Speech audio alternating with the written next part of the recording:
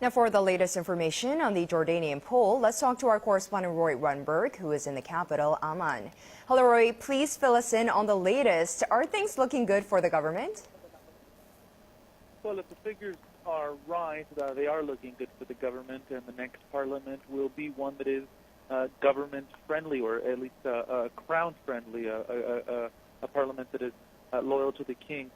Critics say that's because the system was set up rigged in favor of those that are loyalists, the way the seats are divided, the way they're guaranteed for the 150-seat parliament is that descendants from the Bedouin tribes or the tribal areas will get larger amount of seats than, say, Palestinians who come from some of the cities.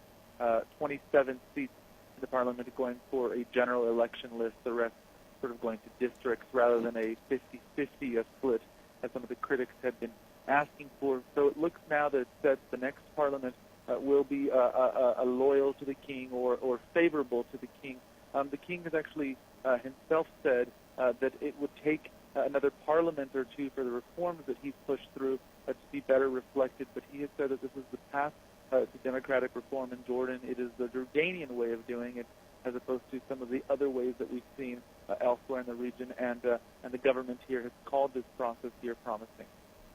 And Roee, what was the voter turnout? Did the boycott turn violent at all?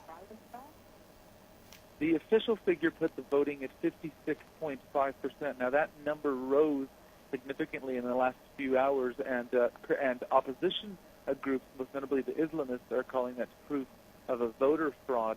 They put that figure much lower at about 18%, 17%, and again, that's only 2.5 million people are registered to vote out of 3.7 million. So what they're saying, effectively, if you do the math, is that only 10% of the population actually voted for the parliament. They're saying that's proof that the parliament lacks any legitimacy or will lack any legitimacy to function.